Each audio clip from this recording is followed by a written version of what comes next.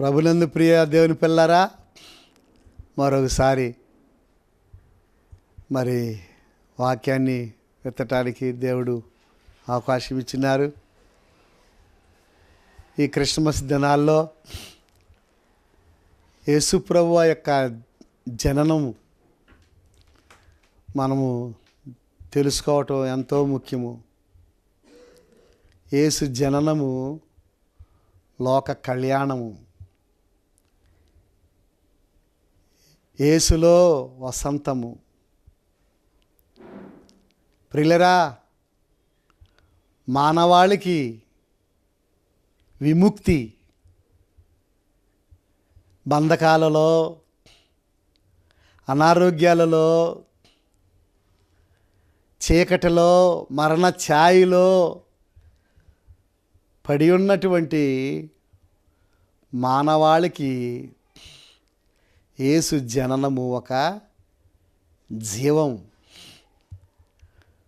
కొనూపిరితో road ప్రక్కన పడి ఉన్నటువంటి ఆ వ్యక్తి ఇక సావే శరణం, ఇక నా పని అయిపోయింది, నాకు దిక్కెవరో, నేను ఇక అయిపోతాను నీకు 1 గంటలో 2 గంటల్లో.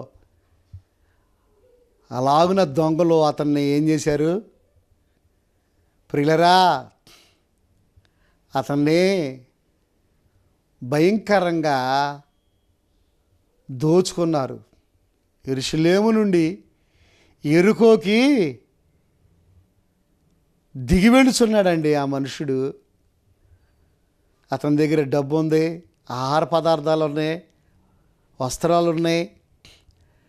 అతడు యెరూషలేము నుండి యెరికోకి దిగి వెళుచు ఉండగా ఆ యెరికోలో ఆ దొంగల మూట ఏం చేశారు, అతన్ని పట్టుకొని ప్రియులరా తన దగ్గరున్న డబ్బు, తన దగ్గర ఉన్నటువంటి ఆ వస్త్రాలు, తన దగ్గర ఉన్నటువంటి విలువైన పత్రాలన్నింటినీ దోచుకున్నారండి. భయంకరంగా కొట్టారు. ఇక కొన ఊపిరితోనే ఉన్నాడు ఆ మనిషిడి. అట్లాగే అపవాది ఈ మానవ జాతిని ప్రియులరా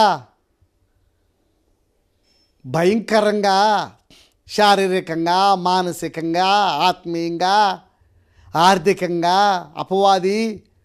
అపవాది యొక్క అనుచరులు ఏం చేశారు, దోచుకున్నారు. ప్రియులరా దోచుకున్నారు మన ఆత్మని, మన శరీరాన్ని.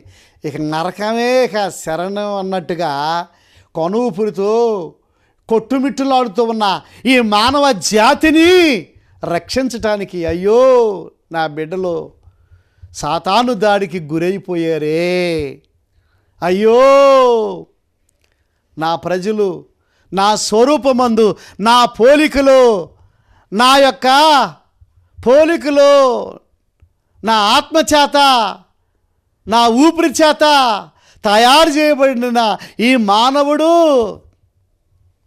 అయ్యయ్యో సాతాను చేతుల్లో బందీ అయిపోయాడే, ఎలాగైనా అతనిని తప్పించాలి, కాపాడాలి, రక్షించాలి, మరణం నుండి తప్పించాలని ఒక మంచి ఉద్దేశముతో దేవుడే డైరెక్ట్గా యాక్షన్ తీసుకొని కుమారుడిగా ఆయన ఈ లోకానికి ప్రత్యక్షమయ్యాడు. చూడండి ప్రియులరా, మత్తయి సువార్త 1వ అధ్యాయము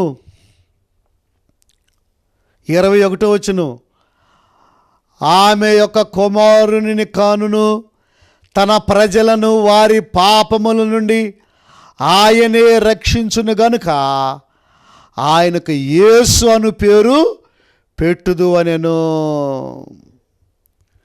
ఆమె యొక్క కుమారుని కనును, తన ప్రజలను వారి పాపముల నుండి ఆయనే రక్షించును గనుక ఆయనకు యేసు అను పేరు పెట్టుదు అనెను. చూసారా, పాపముల చేత ఏమండి సతమతమవుచు, దురాశల చేత. ఎందుకండి అతనికి యెరూషలేములో ఉండాల్సినోడు యెరూషలేము నుండి ఎక్కడికి వెళ్తున్నాడు, ఎరుకోకి దిగి వెళుచు ఉన్నాడండి. అవుట్. ప్రియులారా, ఏ శక్తులు ఉన్నాయి అక్కడ? భయంకరమైన శక్తులు ఉన్నాయి.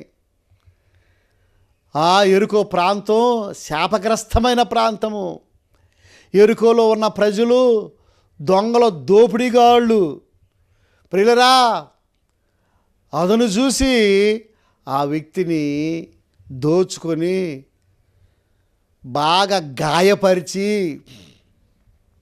పాపము వలన వచ్చి జీతము మరణము, పాపము వలన వచ్చు జీతము మరణము, ఆజ్ఞాతిక్రమమే పాపము, పాపం వలన వచ్చు జీతము మరణము. ప్రియులరా, భయంకరంగా కొట్టి గాయపరిచి ఇక సచ్చాడురా పదండ్రా అని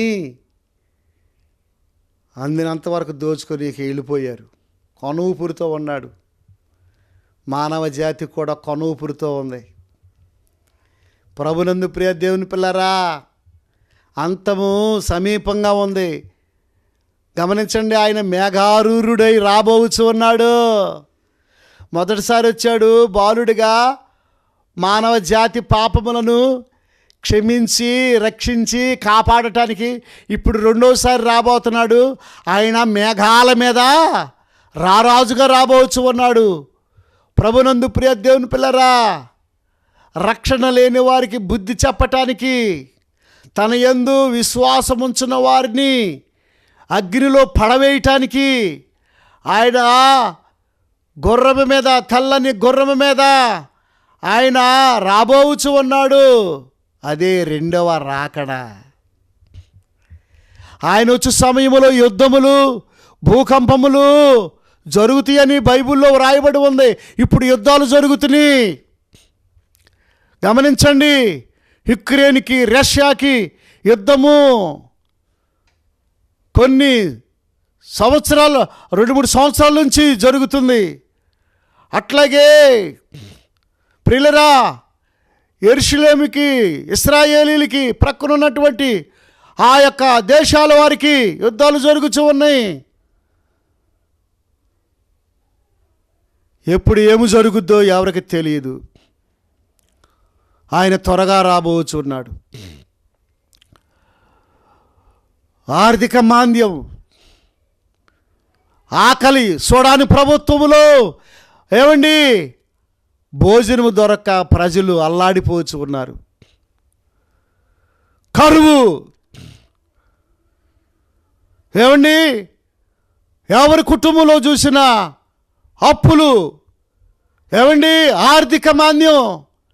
ప్రభునందు ప్రియ దేవుని పిల్లరా, గజగజలాడిపోతున్నారు. ఆహార కొరత, ఆహార కొరత. రాబోయే దినాల్లో ఆహారం కూడా దొరకదు, డబ్బులు దొరకవు. ప్రతి వ్యక్తి మీద ఎన్నో లక్షల అప్పులు, ప్రతి వ్యక్తి మీద ఎంతో భారం. మానవ జాతి కనువుపురితో ఉంది, కనువుపురితో ఉంది, కనువుపురితో ఉంది. ప్రపంచ దేశాలన్నీ కనువుపురితో ఉన్నాయి. బయటికి భీకరంగా ఆహా ఓహో నాకేంట్లే నాకేంట్లే నాకేంట్లే అన్నట్లుగా ఉంటున్నారు. కానీ లోపల భయముతోనూ ఆర్థిక ఇబ్బందులతోనూ ఏమండి ప్రపంచ దేశాలు ఎవరి వైపు చూస్తున్నాయి? ఐక్యరాజ్య సమితి వైపు, వరల్డ్ బ్యాంకు వైపు. అయ్యా మాకెంత అప్పు కావాలి, రోడ్లు వేయించుకోవాలంటే ఎంత అప్పు కావాలండి, ఇళ్ళు కట్టించాలంటే ఎంత అప్పు కావాలండి, ఇదిగో ఈ యొక్క ప్రాజెక్టుకి ఎంత కావాలండి, ఎంత కావాలండి. అనేక మంది ప్రధానమంత్రులు, ముఖ్యమంత్రులు రకరకాలుగా ఆయా దేశాలు వెళ్ళి సహాయం కొరకు వేడుకుంటున్నారు. ప్రభునందు ప్రియా దేవుని బిడ్డలారా, కనువుపురితో ఉంది ప్రపంచ దేశాలన్నీ కూడా. కనువుపురి అంటే ఇక లైఫ్ లేదు, కొంచెమే ఉంది. మానవ జాతికి లైఫ్ ఇక కొంచెమే ఉన్నది, కొంచెం కాలమే. ఒక 50-60 సంవత్సరాలు ఏమి ఉండదు. కొంతకాలమే. బిడ్డలకు, చిన్న బిడ్డలకు పెళ్ళిళ్ళు అవుతాయో అవవో అనే సందేహము. ప్రభు త్వరగా రాబోచు ఉన్నాడు. తలుపు యొద్ద నిలబడి తట్టుచూ ఉన్నాడు. ఎవడైనా నా స్వరము విని తలుపు తీసిన ఎడలా వాని యొద్దకు నేను వచ్చి, లోపలికి వచ్చి అతనితో నేను, నాతో అతడు భోజనము చేస్తాడని ప్రకటన గ్రంథంలో మనం చూస్తున్నాం. ప్రభునందు ప్రియ దేవుని పిల్లారా, ఆయన త్వరగా రాబోచు ఉన్నాడు. మేఘాల మీద యేసు వచ్చుచున్నాడు. పరిశుద్ధులందరినీ తీసుకుపోతాడు.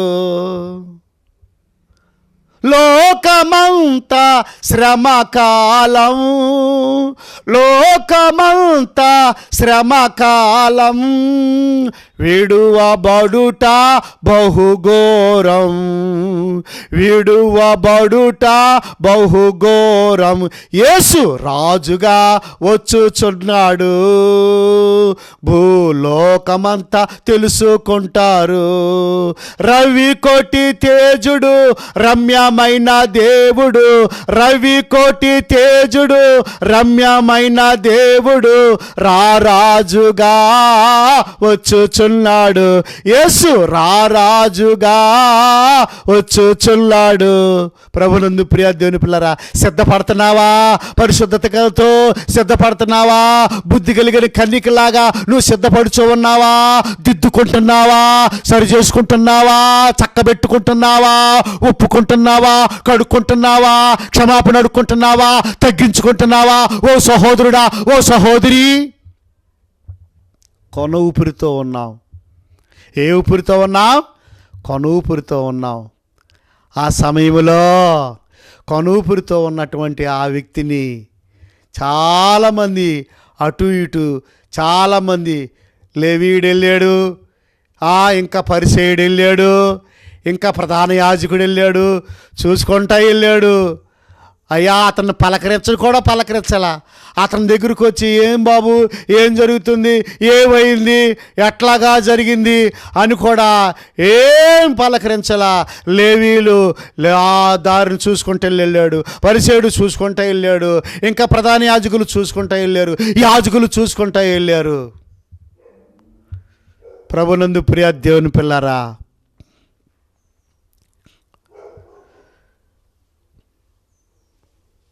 కొనముపురితో ఉన్నాడు. నీళ్లు పోసే దిక్కు లేదు, వస్త్రం ఇచ్చే దిక్కు లేదు, సహాయం చేసే దిక్కు లేదు. నిజమైన క్రిస్మస్, నిజమైన ఆ పండగ అంటే ఏంటి? దిక్కులేని వారికి వస్త్రాలు ఇవ్వటము, దిక్కులేని పిల్లలకు ఏం చేయాలి? ప్రియులరా, వారి యొక్క బాగోగులు చూడాలి. తర్వాత విధవరాండ్రులకు సహాయము చేయాలి. ఇంకా అనాథులకు భోజనము పెట్టాలి. ఇంకా అది దేవుని చిత్తము. ప్రభునందు ప్రియ దేవుని పిల్లరా, అది దేవుని యొక్క చిత్తమై ఉన్నది. దేవుని యొక్క ఇదే కదా నాకు ఇష్టమైన భక్తి అని అంటాడు యేసయ్య. ప్రభునందు ప్రియ దేవుని పిల్లరా, బైబిల్ గ్రంథంలో మనం చూస్తే మీరు అమావాస్య దినములు, పండుగలు, ఉత్సవములు ద్వారా మీరు ఆచరిస్తారు. అవి నాకు హేయమైనది. నాకు హేయమైనది.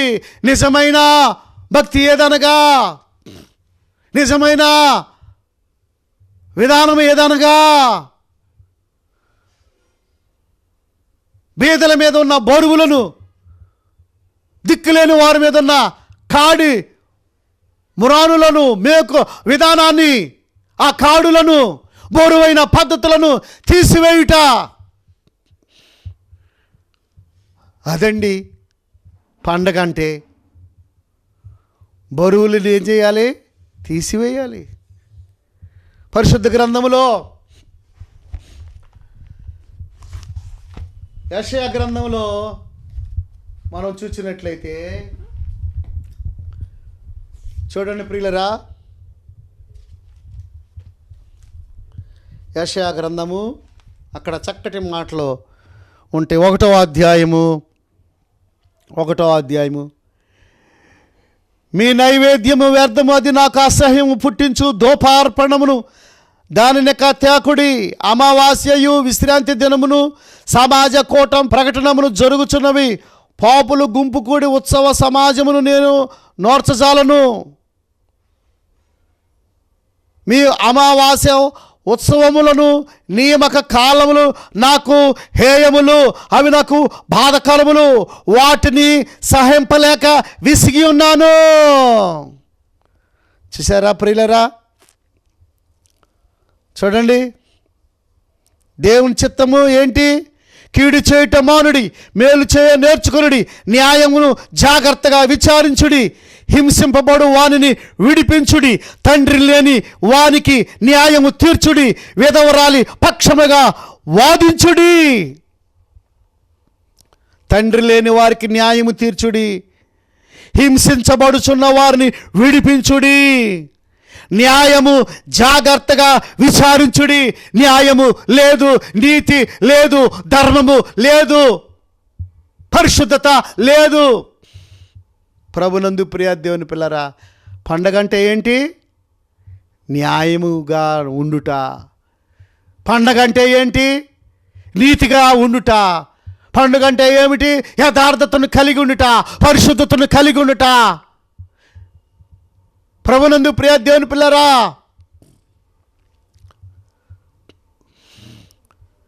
వారి పాపముల నుండి ఆయన వారిని రక్షించును. ఆయనకి యేసు అను పేరు పెట్టబడును. యేసు అనగా నశించిపోవచ్చున్న మానవ జాతిని రక్షించుట. రక్షించుచు ఉన్నావా? బాధలో ఉన్నవారిని, ఇరుకులో ఉన్నవారిని, ఇబ్బందుల్లో ఉన్నవారిని పరామర్శించుచున్నావా? ఓ సహోదరుడా, ఓ సహోదరి, దిక్కులేని వారిని, విధవరాండ్రులను, అనాథులను, తండ్రి లేని వారిని ప్రేమించి వారికి సహాయం చేయుచున్నావా? ఇక్కడ మనం చూసినట్లయితే కొన ఊపిరితో ఉన్నాడు ఆ మానవుడు. ఆ మనిషి ఎట్లా ఉన్నాడు? కొన ఊపిరితో ఉన్నాడు. అయితే తనకు పరిచయం లేని వ్యక్తి, మంచి సమరయుడు, అటువైపు వెళ్ళుచు గాడిద మీద నుండి దిగి తన ద్రాక్షారసమును ఏం చేశాడు? ఆ కొనూపురితో ఉన్న వ్యక్తికి పోసి తన వస్త్రములను తీసుకొని అతని గాయములను కట్టి ఏం చేశాడు? తన గాడిద మీద ఎక్కించుకొని పూటకోళ్ళు వాని ఇంటి దగ్గరికి తీసుకుని వెళ్ళి అంటున్నాడు కదా, ఇదిగో ఈ వ్యక్తికి మీరు వైద్యము చేయండి. ఇదిగో నా దగ్గర ఈ యొక్క 2 ధ్యానారాలు ఉన్నాయి. ఇదిగో నా దగ్గర ఈ కొంత డబ్బు ఉన్నది. ఇదిగో మరలా వస్తాను. మరలా వచ్చినప్పుడు ఇతని బాకీ మరలా నేను తీరుస్తాను. ఇతనికి మంచి వైద్యము చేయండి, ఇతనిని బ్రతికించండి, ఇతనికి సహాయము చేయండి, ఇతనిని రక్షించండి అన్నట్లుగా ఆ మంచి సమయరుడు ఏం చేశాడు? ఆ ప్రజా వైద్యశాల దగ్గరికి తీసుకుని వెళ్ళి అతడికి వైద్యం చేస్తే ఆ వ్యక్తి ఆశ్చర్యకరమైన రీతిలో ఏమయ్యాడు? ఉజ్జీవింపబడ్డాడు. ఆ వ్యక్తి ఏమయ్యాడు? స్వస్థత పొందాడు. ఆ వ్యక్తి ఏమయ్యాడు? మేలు పొందుకున్నాడు. ప్రియులరా, అతని పాపములు తొలగించబడ్డాయి, అతని యొక్క ఘోరము నేరాలు తొలగించబడ్డాయి. రోగి ఆరోగ్యవంతుడయ్యాడు. ఆరోగ్యవంతుడయ్యాడు. ఏమండి? ఆ భేదతనంతో ఉన్న వ్యక్తి ధనవంతుడిగా మారిపోయాడు.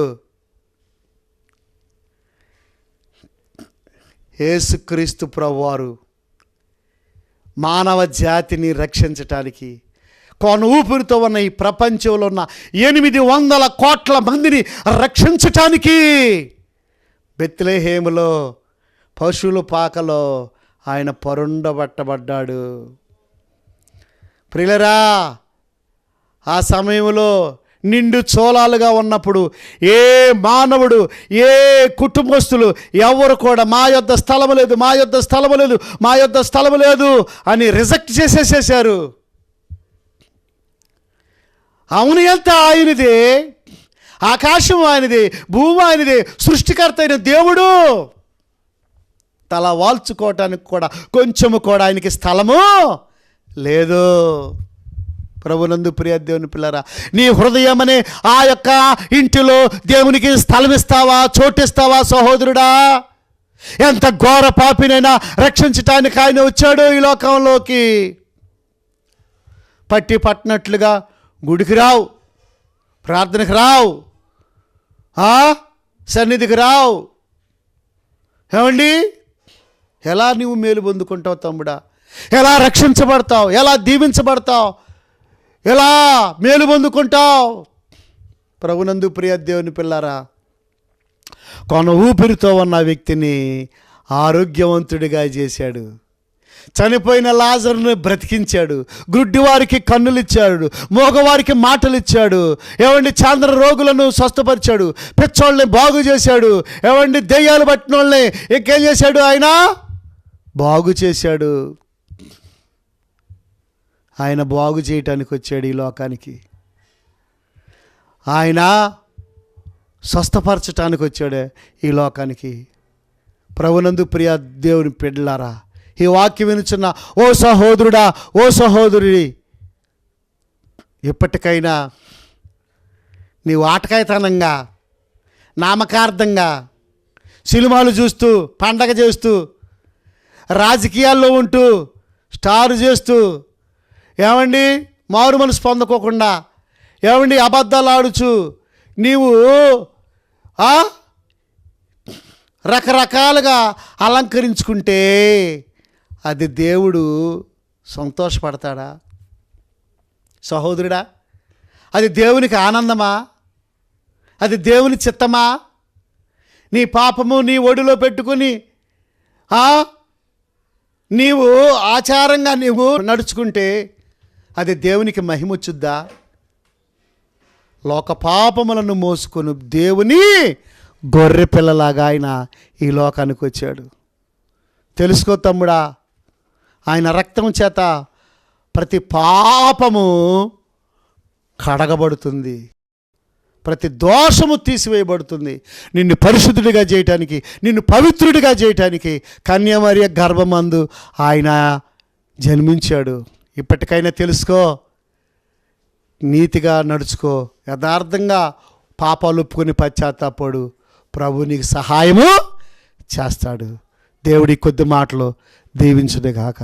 తలల వంచండి, కన్నులు మూసుకోండి, ప్రార్థన చేసుకుందాం.